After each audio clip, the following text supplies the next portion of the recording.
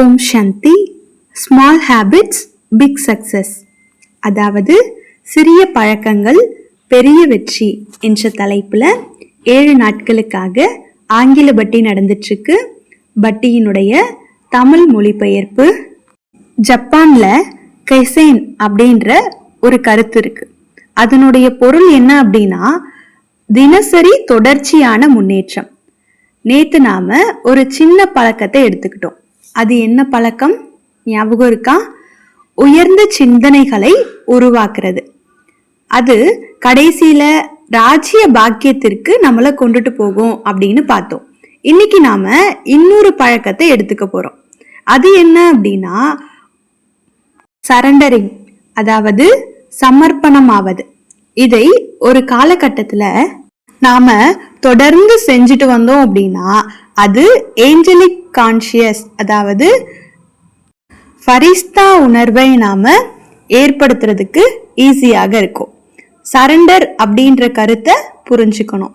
நாம பாபா கிட்ட எவ்வளவு அதிகமா சரண்டர் ஆகியிருக்கோமோ, அதாவது சமர்ப்பணம் ஆகி இருக்கிறோமோ, அந்த அளவு அதிகமாக நம்மளுடைய ஸ்பேஸ் உருவாகும், அதாவது இடம் உருவாகும். பரமாத்மா நம்மள உலக மாற்றத்தினுடைய எல்லையற்ற சேவையில பயன்படுத்துறதுக்காக இந்த வேர்ல்டையே டிரான்ஸ்ஃபர்மேஷன் செய்யக்கூடிய சேவையை கொடுத்திருக்காரு. நாம சரண்டர் செய்யக்கூடிய ஒவ்வொரு செகண்டுமே, ஒவ்வொரு வினாடியும் உண்மையிலேயே ரொம்ப ரொம்ப முக்கியமானது. ஆனா அதை நாம எப்பவுமே உணராம இருக்கோம். சில வருஷத்துக்கு முன்னாடி நான் லாங்குவேஜ் எக்ஸாம் எழுதுறதுக்கு முயற்சி பண்ணிட்டு இருந்தேன். நான் அந்த எக்ஸாம 1 மணி நேரத்துக்கு முன்னாடியே முடிச்சிட்டேன். ஆனா அந்த எக்ஸாம்ல ரூல் என்ன அப்படின்னா, ஒரு குறிப்பிட்ட டைம் வரைக்கும் வெளியில போகிறதுக்கு அங்க அனுமதி கிடையாது. அதனால நான் அங்கேயே உட்கார்ந்துருந்தேன். அது கம்ப்யூட்டர் எக்ஸாம். அந்த நேரத்துல நான் பாபாவை நினைச்சிட்டு பாபாவை கூப்பிட்டு பாபா கூட மனதிற்குள்ள பேசிட்டு இருந்தேன், உரையாடிட்டு இருந்தேன். இப்ப நான் அந்த எழுதின எக்ஸாம்ல அதுல எழுதியிருக்கக்கூடிய ஆன்சர் எல்லாமே கரெக்டா எழுதியிருக்கோமா அப்படின்னு செக் பண்ணிட்டு இருந்தேன். அப்போ என்ன நடந்துச்சு அப்படின்னா, மெதுவாக வெக்காபரே, அதாவது புதிய சொற்கள், கூடவே நியூ கிராமர்ஸ், அதாவது இலக்கண அமைப்பு, இப்போ இது எல்லாமே எனக்கு உள்ளது தோண ஆரம்பிச்சுது. நான் தொடர்ந்து அந்த ஆன்சர்ஸை மாத்திட்டே இருந்தேன். அது கம்ப்யூட்டர் எக்ஸாம், அதனால அதை திருத்த முடிஞ்சுது. அப்படியே அந்த தேர்வும் முடிஞ்சுது. அதுக்கப்புறமா ரிசல்ட் வந்தது. அப்ப அந்த ரிசல்ட் வந்தப்போ உண்மையிலேயே ஆச்சரியப்பட வைக்கக்கூடிய அளவுக்கு அந்த ரிசல்ட் ரொம்ப அழகானதாக இருந்தது. ஏன்னா அந்த தேர்வோட முடிவு என்ன அப்படின்னா, நான் எழுதின எல்லா எக்ஸாம்ஸையும் விட அந்த எக்ஸாம்ல நான் ஹையஸ்ட் மார்க் வாங்கினேன், அதிக மார்க் வாங்கினேன். அந்த நாள்ல தான் முழுமையான சரண்டரினுடைய முக்கியத்துவம், கூடவே சின்ன சின்ன வேலைகள்ல கூட பாபாவை கூப்பிடுறதோட அவசியம் என்ன அப்படின்றத நான் ஆழமா உணர்ந்தேன். நான் உண்மையாகவே இதயத்திலிருந்து முழுமையாக பாபா கிட்ட சரண்டர் ஆனேன். அவரு அத எப்படி ஏத்துக்கிறாரு? நம்ம அந்த சின்ன சின்ன விஷயத்துக்கு தான் பாபாவை கூப்பிடுறோம், ஆனாலும் பாபா நமக்கு அந்த நேரத்துல எப்படி ஹெல்ப் பண்றாரு அப்படின்ற விஷயத்த நான் அப்படியே பிராக்டிக்கலா லைவா அனுபவம் பண்ணேன். அது ஒரு அற்புதமான எக்ஸ்பீரியன்ஸா எனக்கு இருந்தது. நான் இத பத்தி முன்னாடியே பேசியிருக்கிறோம், இன்டெலெக்ட் பத்தி நாம பேசியிருக்கோம்.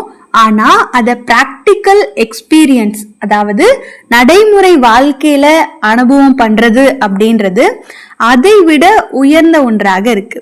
அதனால நாம சரண்டர் ஆறோம் அப்படின்னா உண்மையிலேயே என்ன நடக்குது அப்படின்றத நாம பார்ப்போம்.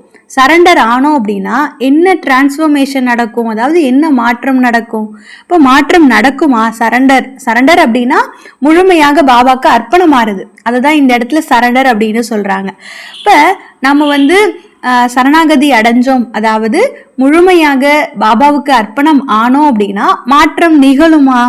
ஆமா, கண்டிப்பா நிகழும். உள்ள இருந்து ஒரு லைட்னஸ், அதாவது லேசான உணர்வு நமக்கு வரும். நம்மளுடைய அந்த எமோஷனல் பேர்டன் அப்படின்னு சொல்லுவாங்க, அதாவது உணர்ச்சியினுடைய சுமைகள், அந்த உணர்ச்சியா இருக்கக்கூடிய அந்த கனமான தன்மை ரொம்ப குறைஞ்ச அளவுக்கு குறைஞ்சிரும். நம்மளுடைய மனம் அமைதியாக மாறுறப்போ நாம அடையிறதுக்கு தயாராக இருக்கும். அப்போ நம்ம பாபாவினுடைய உதவியை பெறதுக்கு தயாராக இருக்கும்.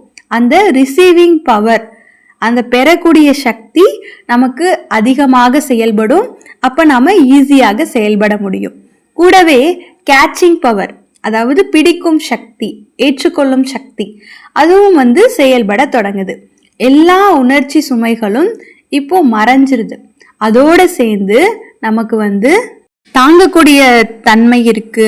கூடவே பேஷன்ஸ், அதாவது பொறுமை தன்மை இருக்கு. அது மட்டும் இல்லாம எல்லா சாத்தியமான நல்ல ஒரு குணங்களும் நமக்குள்ள வர்றதுக்கு ஆரம்பிக்குது. நம்மளுடைய உள்ளுணர்வு ரொம்ப ஸ்ட்ராங் ஆகுது.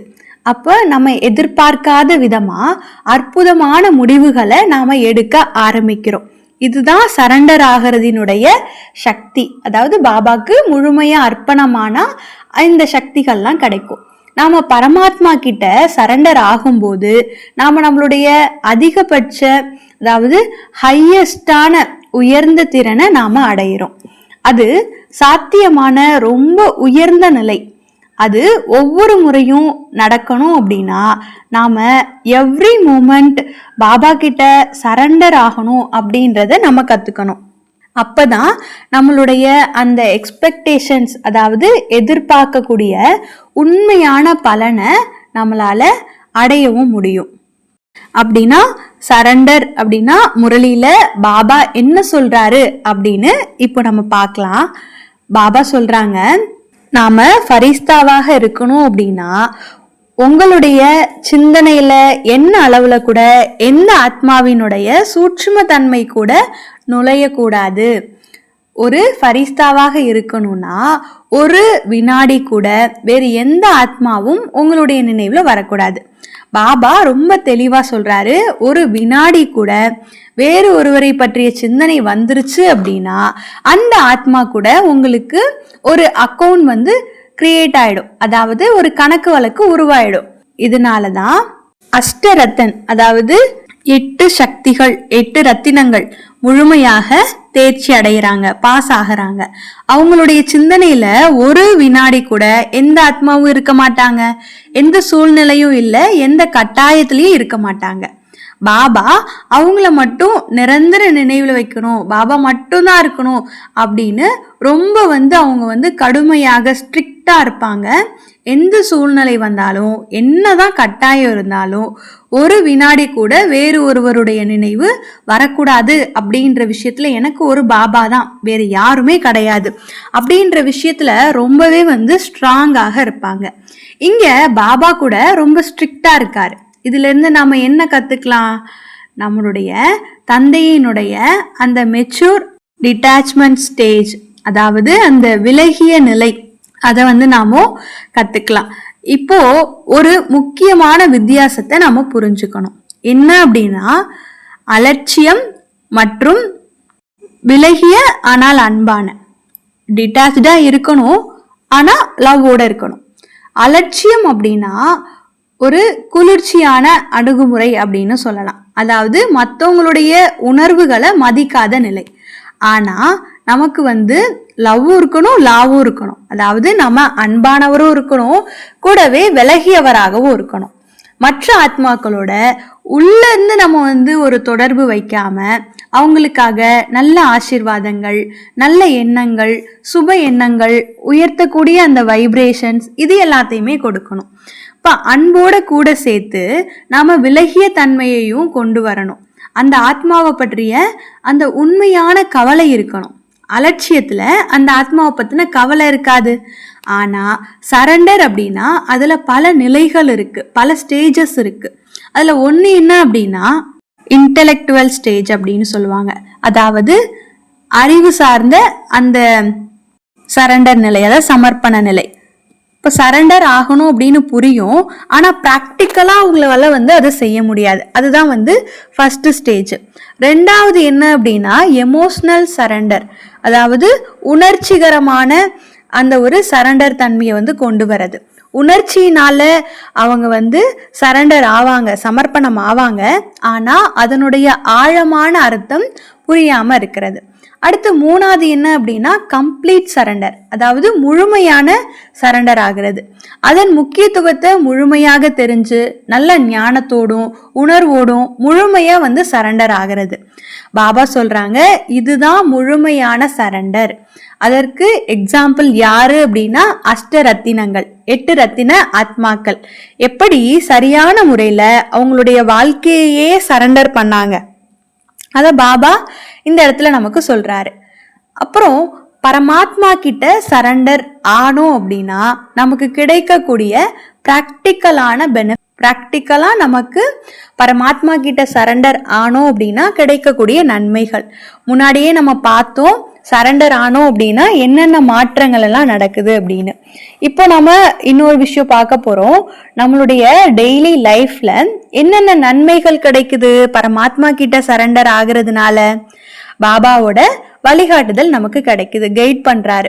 அப்புறம் மனசு ரொம்ப லேசாகுது, சுமைகள் எல்லாமே குறைஞ்சு போயிடுது, உள்ளுணர்வு நல்லா ஸ்ட்ராங் ஆகுது, கூர்மையாகுது. பாபாவோட எண்ணங்களை சரியாக கேட்ச் பண்ணக்கூடிய அந்த கேட்சிங் பவர் கிடைக்குது, டச்சிங் பவர் கிடைக்குது. அந்த சக்தியினால நம்மளுடைய சன்ஸ்கார்ஸ் எல்லாமே மாற்ற முடியுது. முக்கியமாக வேர்ல்டு டிரான்ஸ்ஃபர்மேஷன், உலக மாற்றம் அப்படின்றது எதன் மூலம் நமக்கு நல்லாவே தெரியும். வேர்ல்டு டிரான்ஸ்ஃபர்மேஷன் எப்போ நடக்கும்? ஃபர்ஸ்ட் செல்ஃப், சுய மாற்றம் இருந்தா மட்டும்தான் நம்ம உலகத்தை மாற்ற முடியும். நம்ம முயற்சி பண்றோம், புருஷார்த்தம் பண்றோம், எல்லா முயற்சிகளையும் பண்றோம். ஆனா ஏன் சம்ஸ்காரங்கள்ல மாத்துறதுல இப்போ நம்ம பின்னாடி இருக்கோம். அப்போ சொல்லும் போது கேட்கும் போது என்ன சொல்றாங்க? நம்மளை சுத்தி இருக்கக்கூடிய வாயுமண்டலம், அதாவது அந்த வைப்ரேஷன்ஸ், பழக்கப்பட்ட அந்த கஷ்டமான கடினமான சம்ஸ்காரம் இருக்கு, ஆழமான பழைய சம்ஸ்காரங்கள் இருக்கு அப்படின்னு சொல்றோம். இத நம்ம அந்த அளவுக்கு சொல்றோம். இதை நம்ம வேர்ல இருந்தே நீக்கணும். அந்த அளவுக்கு நமக்கு ஒரு சக்திசாலியான மருந்து, சக்தி வாய்ந்த மருந்து தேவை. அது என்ன மருந்து? பாபா கிட்ட சரண்டர் ஆறது தான் அதற்கான மருந்து. அவர் எப்படி அதை தானே ஏத்துக்கிட்டு எப்படி எல்லாத்தையும் ஈஸியாக்குறாரு அப்படின்னு நாம அனுபவம் பண்றோம். அது உண்மையிலேயே அற்புதம் தான் இல்லையா? அதனால நம்மளால முடிஞ்ச வரைக்கும் எல்லாத்துல இருந்தும் விலகி ஒரே ஒரு பரமாத்மா கிட்ட நம்ம அன்பு செலுத்தணும். அவருக்கு சாதாரணமான சரண்டர் ஆகக்கூடாது, முழுமையான மனதோட சரண்டர் ஆகணும். நல்லது. இப்போ ஒரு சின்ன கமெண்ட்ரி, தியான வர்ணனை. எல்லாரும் கொஞ்ச நேரத்துக்கு அமைதியாக உட்காரலாம். நான் ஒரு தெய்வீகமான ஒளி. என்னுடைய நெற்றியின் நடுவில் பிரகாசமாக ஒளிரக்கூடிய புள்ளியை நான் பார்க்கிறேன். என்னுடைய கடந்த காலத்தை நினைவுபடுத்துகிறேன். தெரியாமலேயே எப்படி நான் என்னுடைய வாழ்க்கையில் பல சுமைகளை சுமந்து வந்தேன் என்பதை பார்க்கின்றேன். நான் ஒருவனே அந்த சுமைகளை சுமந்ததால் எனக்கு ஏற்பட்ட வெயிட்டான தன்மை, மன உளைச்சல், வேதனை அனைத்தையும் நான் கவனிக்கின்றேன். இன்று இந்த நொடியிலேயே என்னுடைய எல்லா சுமைகளையும் பரமாத்மாவிடம் சமர்ப்பணம் செய்கின்றேன். என்னுடைய சுமைகள் அனைத்தையும் விடுவிக்கின்றேன். நான் லேசாக உணர்கிறேன். கூடவே மிகவும் மகிழ்ச்சியாக இருக்கின்றேன். தீன் கடல், ஆனந்தத்தின் கடல் என் எல்லா சுமைகளையும் கவலைகளையும் எடுத்துக்கொள்கின்றார். நான் அவரை நம்புகின்றேன், அவர் என்னை நம்புகின்றார். நன்மை நிறைந்த, எனக்கு நன்மை மட்டுமே செய்யக்கூடிய நாடகத்தையும் நம்புகின்றேன். அனைத்துமே சரியான நேரத்தில், சரியான இடத்தில் சரியாக நடைபெறும் என்று எனக்கு தெரியும். மனித உணர்விலிருந்து தேவதை உணர்விற்கு மெதுவாக மாறிக்கொண்டிருக்கிறேன். அனைத்தும் மிகவும் அழகாக தோன்றுகிறது. யார் மீதும் எந்த சூழ்நிலையிலும் எனக்கு விரோத உணர்வு கிடையாது. என்ன நடந்ததோ நன்மைக்கே நடந்தது. இப்போது நடப்பதும் நன்மைக்கே நடக்கின்றது. எதிர்காலத்தில் நடக்க போவதும் நன்மைக்கானதே. இந்த உறுதிப்பாட்டுடன் நான் மேலும் மேலும் லேசாக உணர்கின்றேன். அனைவருக்கும் அனைத்து சூழ்நிலைகளுக்கும் அன்பை ஏற்றுக்கொள்ளும் வைப்ரேஷன்ஸ் நாலாபுறங்களிலும் பரப்பிக்கொண்டே இருக்கின்றேன். என்னுடைய நெற்றியின் நடுவில் மீண்டும் விழிப்புணர்வை கொண்டு வந்து நிலை பெறுகின்றேன். ஓம் சாந்தி. இன்னைக்கு நாம செய்ய வேண்டிய ஹோம்ஒர்க், நான் இன்னும் எந்த சுமைகளை சுமந்துட்டுருக்கேன், இன்னைக்கு எத்தனை முறை நான் பாபாவை கூப்பிட்டேன், பாபாவை எத்தனை முறை நான் அழைத்தேன், இந்த எண்ணிக்கையை நாம ரெஜிஸ்டர் பண்ணணும். கூடவே இது மனசா ஹோம்ஒர்க், அதான் மனசா சேவையான ஹோம்ஒர்க். நான் இதை ரொம்ப சின்சியராக பண்ணுவேன். கூடவே நேத்தோட ஹோம்ஒர்க் என்ன, ஹோம்ஒர்க் நாம் சப்மிட் பண்ணணும். இது ரொம்ப முக்கியம், ரொம்ப சின்சியராக இருந்து பண்ணணும். அப்போ தான் நாம் முன்னேற்றம் ஈஸியாகவே அடைய முடியும். நல்லது. ஓம் சாந்தி.